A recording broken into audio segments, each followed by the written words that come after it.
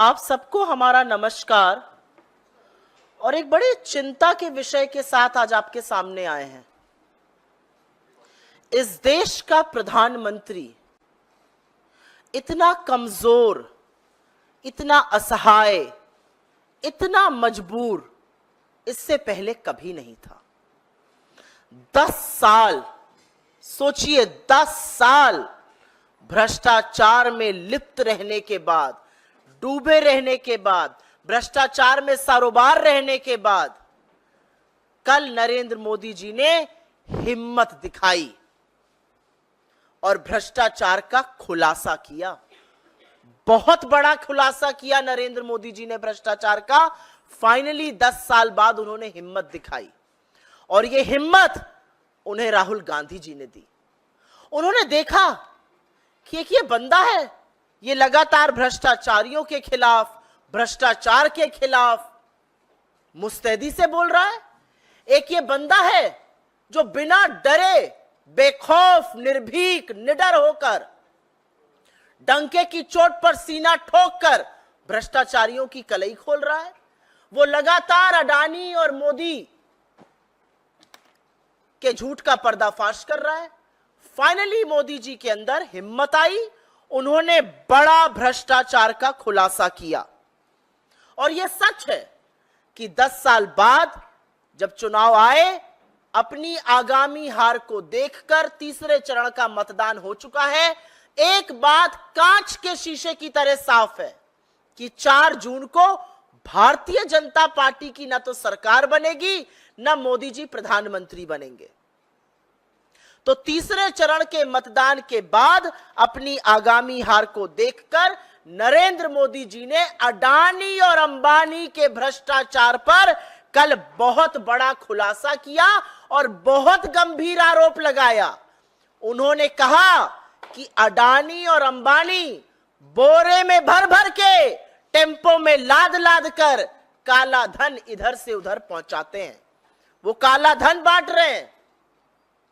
ऐसा आरोप बीजेपी के छुटभैये नेता, बेलगाम प्रवक्ता, दोरुपल्ली के ट्रोल, बिना काम निकम्मे मंत्रियों ने नहीं, खुद प्रधानमंत्री ने कहा। सोचिए, इस देश के प्रधानमंत्री ने अपनी आगामी हार को देखकर मंच से भ्रष्टाचार के गंभीर आरोप लगाए और कहा अडानी और अंबानी बोरों में पैसा भर भर कर, टेम्पो में पैसा लाद लाद कर काला धन बांट रहे हैं। जब इतना बड़ा खुलासा कर ही दिया मोदी जी, तो अब क्या घबराना? अब क्यों घबरा रहे हैं? खुलासा कर दिया, काला धन बंट रहा है। काला धन आपके संज्ञान में है, कहां कौन बांट रहा है, किस व्हीकल से बांटा जा रहा है। और राहुल गांधी जी सही सवाल पूछते हैं। आपका मतलब पुराना अनुभव है, आपका एक्सपीरियंस है, आप जानते हैं कि किस तरह की टेम्पो में कैसा पैसा आता है, तो अब क्या डरना? अब जब इतना बड़ा भ्रष्टाचार का खुलासा कर दिया, तो आइए मैदान में और भेजिए अपनी agency. CBI, ED, income tax, ये सारी एजेंसियां जानी चाहिए और तड़ातड़ दनादन कराइए आप रेड कराइए अपने मित्रों के यहां, जिनको आप कहते हैं कि वो बोरों में भर भर के, टेम्पो में लाद लाद के काला धन बांट रहे हैं। वहां पर अपनी एजेंसीज को भेजिए, देरी मत करिए, तुरंत जांच कराइए। लेकिन आप एक विडंबना देखिए, इस देश का प्रधानमंत्री मंच से खड़ा होकर कह रहा है कि ये 2 लोग टेम्पो में भर भर कर काला धन बांट रहे हैं, लेकिन एजेंसी के कान पर जू नहीं रेंग रही है। मीडिया, आप जैसा प्रबुद्ध मीडिया जैसे सांप सूंघ गया हो, कोई चर्चा ही नहीं है इसकी। अरे थोड़ी तो रिस्पेक्ट इस देश के प्रधानमंत्री की करिए, थोड़ा तो आदर, थोड़ा तो सम्मान उनका करिए। इतना बड़ा भ्रष्टाचार का आरोप खुद प्रधानमंत्री लगा रहे हैं। मीडिया जो अभी तक चरण चुंबक था, मानो सांप सूंघ गया हो, सुनाई नहीं दिया, इग्नोर कर दिया। ये तो आगामी हार की निशानी है। हार दिख रही है मीडिया को भी, हार मोदी जी की एजेंसी को भी दिख रही है, इसीलिए वो लोग कार्रवाई नहीं कर रहे। लेकिन घबराइए मत मोदी जी, कांग्रेस पार्टी, राहुल गांधी आपके साथ खड़े हैं। आप कराइए रेड, आप भेजिए एजेंसी को, आप जारी करिए आदेश, हम आपके साथ मुस्तैदी से खड़े हैं, रेड होगी, जांच होगी, तभी तो पता चलेगा काला धन किसने कहां कितना छुपाया है। आप मत घबराइए, कोई बात नहीं अगर भाजपा आपका साथ नहीं दे रही, कोई बात नहीं कि अगर मीडिया को सांप सूंघ गया, कोई बात नहीं कि एजेंसी आपकी बात को दरकिनार कर रही है। आप आदेश दीजिए, हम आपके साथ खड़े हैं। अगर भ्रष्टाचारी जैसा कि आप कह रहे हैं टेम्पो में पैसा बांट रहे हैं, उनको रंगे हाथों पकड़ा जाएगा। भेजिए तो आप एजेंसी, आप डरिए मत, आप जांच कराइए, हम आपका साथ देंगे। लेकिन एक बात यह सच है कि मोदी जी के इस बड़े भ्रष्टाचार के खुलासे ने कहीं ना कहीं पूरी भारतीय जनता पार्टी में और पूरी सरकार में हड़कंप मचाकर रख दिया है। लोग परेशान हैं, बिल्कुल भयभीत हैं। लोगों को लग रहा है कि अपनी हार को देखकर घबराकर नरेंद्र मोदी तो अपनी आंख की पुतली, अपने जिगर के कलेजे के टुकड़े, अपनी परछाई को अगर कुर्बान कर सकते हैं तो हम क्या चीज हैं, हमारी आहुति तो पहले दे दी जाएगी। इससे पार्टी में और सरकार में आतंक है, और सबसे ज्यादा डरे हुए अमित शाह जी हैं, बहुत डरे हुए हैं। उनको लग रहा है भैया ये आदमी तो अपनी आंखों की पुतली, अपने जिगर के टुकड़े, अपनी परछाई को कुर्बान कर देता है, मैं क्या चीज हूं। हार दिखी नहीं कि इन्होंने स्वाहा कर दिया अडानी अंबानी को, अपनी परछाई को, अपने अक्स को स्वाहा कर दिया जिस आदमी ने, उससे पूरी पार्टी डरी हुई है। और लगातार जो सरकार के अफसर हैं, जो डेप्यूटेशन पर दिल्ली पे आए हुए हैं, जो नरेंद्र मोदी जी के इशारों पर खूब इधर से उधर कर रहे थे, अब वो लोग लगातार लाइन लगा के खड़े हैं, भैया हमें अपने काडर वापस जाना है। ये डर जो है ये सिर्फ पार्टी में नहीं, ये अफसरों में भी सुनाई दे रहा है। अफसरों समझ गए सरकार बदलने वाली है, मोदी जी तो झोला उठा के चल देंगे, अब अगली सरकार आएगी, हिसाब होगा, कड़ा हिसाब होगा, और पूछा जाएगा कि नीति निर्माण सिर्फ अमीरों के लिए क्यों किया, गरीबों की बात क्यों नहीं करी, इस देश के संसाधनों को सिर्फ कुछ ही लोगों के हाथ में क्यों बांटा, यह सवाल पूछा जाएगा। और इसीलिए लोग जो है वो इच्छुक है, भैया हम डेपुटेशन पर आए थे, काडर अपना सेंटर छोड़ के काडर वापस जाना चाहते हैं। और भाजपा के नेताओं में तो भैया बड़ी आफत मची है। मैं एक छोटा सा वाक्य आपको सुना देती हूं, आप लोग को पता होना चाहिए, और उसके बाद अपनी बात जरूर करूंगी। आज सवेरे आप जैसे प्रबुद्ध न्यूज रूम के यहां से एक फोन आया, अडानी और अंबानी जी दोनों के बड़े बड़े नेटवर्क हैं, महामानव कल तेलंगाना में बोल रहे थे, तड़ातर फ्लैशेस चल रहे थे। भाई महामानव बोल रहे थे तो आप लोग को तो 24 घंटे दिखाना ही पड़ेगा। खूब फ्लैश चला रही थी डेस्क, ये बोला, ये किया, ये कहा, ये राहुल गांधी को उन्होंने कर दिया, ये कांग्रेस को कटघरे में खड़ा कर दिया, ये गोला दाग दिया मोदी जी ने। एकदम से दो शब्द सुनाई दिए, अडानी और अंबानी, सख्ते में आ गए सब लोग, न्यूज रूम में सन्नाटा छा गया। अब सब लोग बिल्कुल चुप, ये क्या बोल गए। फिर उन्होंने आगे बोला ये लोग टेम्पो में भर भर के काला धन बांट रहे हैं। तो जो शिफ्ट एडिटर थे उन्होंने कहा निकालो निकालो, कट करो, लाइव से कट करो, ये क्या बोल रहे हैं इनको खुद नहीं पता है। लेकिन चीफ एडिटर तो साहब अभी आके इंटरव्यू करके आए थे, मोदी जी का चरण वंदन करके आए थे। उन्होंने कहा नहीं मोदी जी हैं, चलने दो। 3-4 मिनट चलता रहा, अडानी अंबानी को गाली पे गाली पड़ रही है, बोला जा रहा है काला धन चला रहे हैं, बोला जा रहा है टेम्पो में भर भर के बांट रहे हैं। तब तक तो आ गया मोटा भाई का फोन। उन्होंने कहा ये आदमी हमें गालियां दे रहा है, ये आदमी हमें काला धन बोल रहा है और आप चला रहे हैं। तो बहुत सारे लोगों की नौकरी कुछ न्यूज रूम में खतरे में आ गई है, ये आपकी जानकारी के लिए बस मैं बता दूं। लेकिन आज सवेरे कुछ तस्वीरें आई, ये टेम्पो के बाहर की तस्वीर है, ये टेम्पो के बाहर की तस्वीर है और ये टेम्पो के अंदर की तस्वीर है। इन्हीं टेम्पो में भर भर के काला धन बांटने की बात मोदी जी कर रहे हैं। एक टेम्पो में खुद चढ़ रहे हैं, एक में बैठे हुए हैं, बहुत मस्त लग्जरी आराम से अडानी जी के साथ।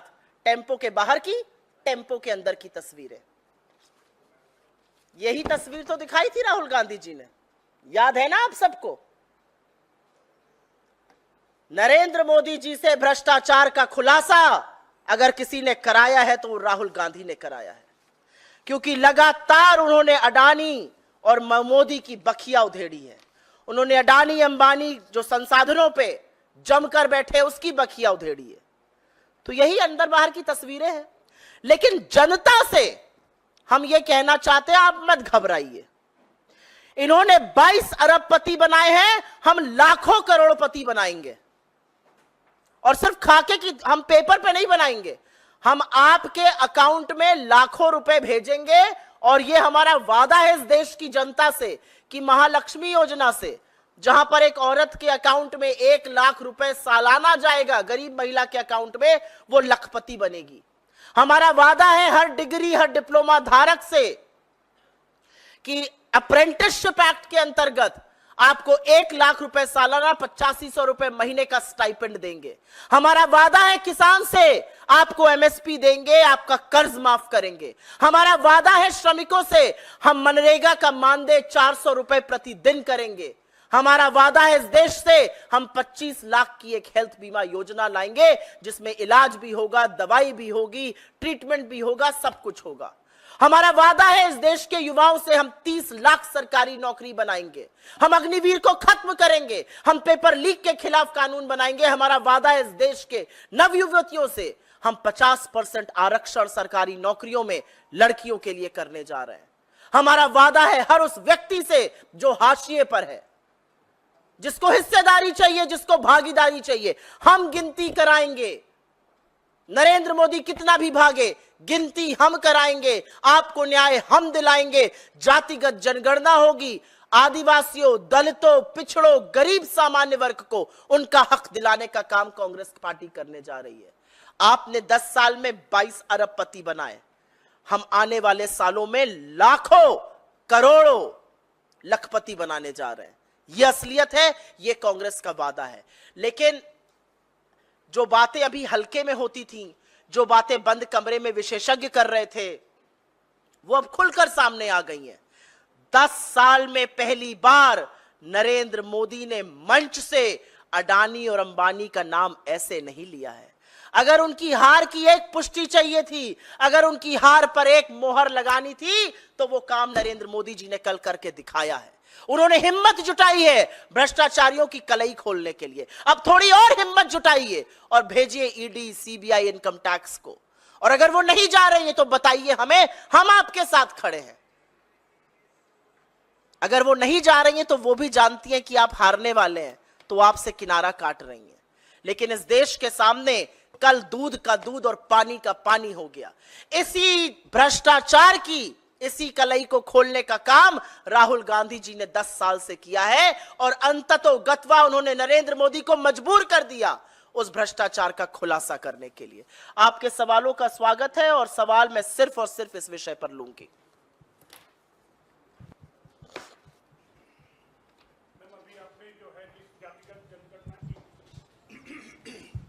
अभी आपने जिस जातिगत जनगणना की बात की कि राहुल गांधी ने कहा कि सरकार आएगी जातिगत जनगणना कराएंगे, उसी पर कल केंद्रीय मंत्री रामदास अठावले ने कल अपने आवास पर एक प्रेस वार्ता की, कहा कि हमने सरकार से काफी पहले से मांग की, हमने पत्र लिखा है कि इस देश में जातिगत जनगणना हो, उस आधार पर लोगों को आरक्षण मिले। यह सरकार में शामिल एक मंत्री का बयान है। अपने आप कलई खुल रही है, यह डूबता जहाज है और अभी देखिए इसको छोड़ छोड़ के कौन भागता है। इस डूबते जहाज के महानायक ही अपने मित्रों को पहले डुबोए दे रहे हैं। जो नरेंद्र मोदी जी ने कल कहा उसको हल्के में मत लीजिएगा। जिस आदमी ने 10 साल अडानी और अंबानी का नाम नहीं लिया, उसको नाम इसलिए लेना पड़ा क्योंकि उसको अपनी हार सामने दिख रही है। तो ये डूबता जहाज है। अभी तो इनके घटक दल कह रहे हैं कि ये जातिगत जनगणना की मांग कर रहे हैं, धीरे धीरे इनकी पार्टी के लोग भी कह रहे हैं। सुनिए, बदलते वक्त की जो आहट है वो जोर जोर से गूंज रही है। सुनने वाला सुन रहा है क्योंकि वोटर ने मन बना लिया है। आप आरक्षण के खिलाफ रहिएगा, आप संविधान को नष्ट करने का काम करिएगा, संविधान को बचाएंगे हम। आरक्षण सुनिश्चित हम करेंगे और हम ये सुनिश्चित करेंगे कि जो हाशिए पर लोग हैं उनको प्रतिनिधित्व मिले, उनको मुख्य धारा में आने का मौका मिले। मैम एक सवाल और है, कल स्मृति ईरानी ने जिस तरह से राहुल गांधी को चैलेंज दिया था, उसके जवाब में आपने स्मृति ईरानी से कहा है कि जगह आप उनकी एंकर, उनके सवाल उनका, आप कहीं भी उनसे मुकाबला करने को तैयार मैं हैं। विषयांतर नहीं होना चाहती हूं, लेकिन इस सवाल का जवाब दे देती हूं।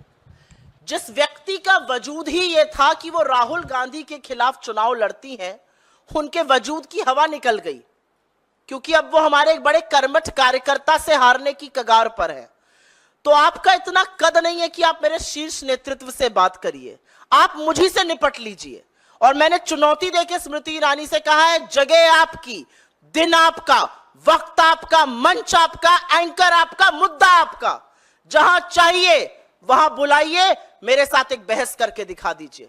जिस मुद्दे पर आप चाहिए, महिला सुरक्षा, इकोनॉमी, वर्ल्ड अफेयर्स, जिस मुद्दे पर, जिस जुमले पर आप फेंकती हैं, उस जुमले पर बहस करिए। आपके साथ बहस करने को मैं तैयार हूं, क्योंकि आप मुझसे पहले बहस में निपट लीजिए। मेरा शीर्ष नेतृत्व तो आपकी पहुंच के भी बहुत बाहर है। मैं चाहती हूं पहले आप इस पर सवाल पूछिए जो प्रधानमंत्री ने कलई खोली है। आप लोगों को न्यूज रूम में सकते में थे, यहां पर आप लोग भी थोड़े सकते में लग रहे हैं। काहे घबरा रहे हैं? अरे जब प्रधानमंत्री नहीं घबरा रहे हैं, प्रधानमंत्री नाम बोल रहे हैं, आप लोग काहे घबरा रहे हैं? भाई खुलकर पूछिए। अच्छा मैम, आप कह रहे हैं कि बहुत सारे लखपति बनाएंगे और अडानी और अंबानी देश का मुद्दा है, लेकिन इसी मुद्दे को उलट होकर काउंटर किया जा रहा है अलग अलग रैलियों में, और कहा जा रहा है कि देश को रंगभेद की नीति पर बांटा जा रहा है, और ये लग रहा है कि मुद्दे को भटकाने की वजह से कांग्रेस को इसका नुकसान उठाना पड़ सकता है मौजूदा चुनावी प्रचार में। इस चुनाव में मुद्दा बेरोजगारी है, इस चुनाव में मुद्दा महंगाई है, इस चुनाव में मुद्दा बढ़ती हुई आर्थिक असमानता और गरीबी है, इस चुनाव में मुद्दा 22 लोगों के हाथ में 70 करोड़ लोगों के बनाम संपत्ति है, और इस चुनाव में मुद्दा आरक्षण है और संविधान की रक्षा है। इसके अलावा, इसके इतर दूसरा कोई मुद्दा नहीं है, और हम पूरी तरह से मुद्दे पर टिके हुए हैं। हम जिस भ्रष्टाचार की कलई खोल रहे थे, हम बार बार कह रहे थे आपने कुछ ही पूंजीपतियों के हाथ में इस देश के सारे संसाधन, इस देश की सारी संस्थाएं, इस देश की सारी जागीर दे दी। आज वो बात मोदी जी भी कह रहे हैं।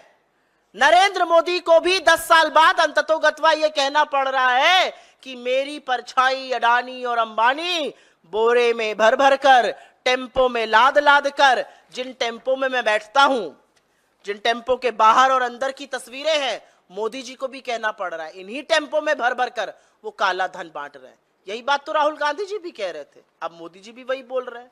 लेकिन अभी आप प्रधानमंत्री हैं, सत्ता आपके हाथ में है, कराइए जांच।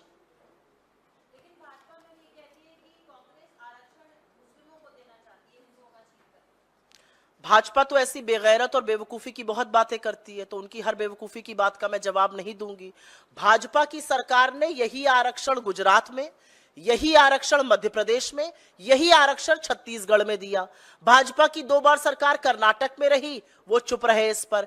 इस बार इस तरह की बेसिर पैर की बातें क्यों की जा रही है, ये मैं जानना चाहती हूं। आरक्षण का मुद्दा एक है, आरक्षण का मुद्दा है कि जिस आरक्षण के खिलाफ भारतीय जनता पार्टी सदैव से, जिस आरक्षण दलित, पिछड़े, आदिवासियों के आरक्षण के खिलाफ आरएसएस शुरू से, चाहे वो मोहन भागवत हो, चाहे उनके गुरु गोलवलकर हो, लगातार आरक्षण के खिलाफ है। आप उस आरक्षण को समाप्त करना चाहते हैं। आपकी साजिश संविधान बदलने की, जब आप 400 की बात कर रहे थे, आप संविधान को बदलना चाहते हैं, और आपकी साजिश का पर्दाफाश देश के सामने हो चुका है।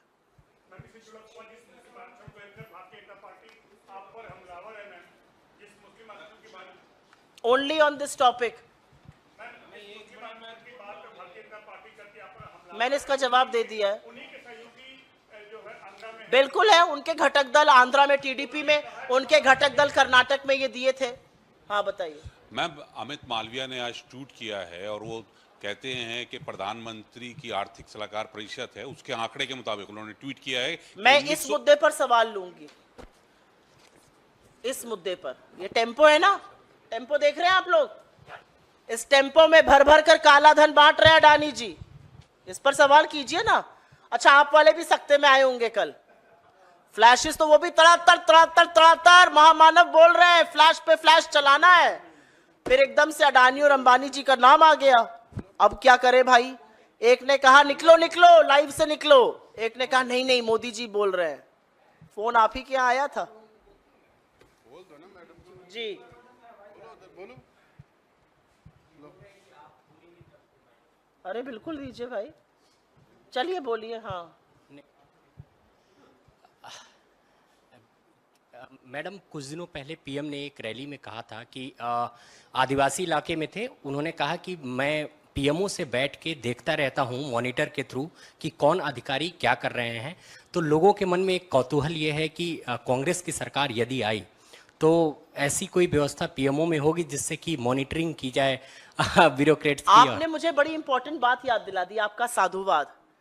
पीएमओ के ड्रोन से वो सब कुछ देख लेते थे, बस मणिपुर नहीं दिख रहा था और ये भरे हुए टेम्पो नहीं दिख रहे थे, अब दिख गए हैं। मोदी जी ड्रोन से सब कुछ देखते हैं, आपको नहीं पता है? मोदी जी ड्रोन से ही सब कुछ देखते हैं।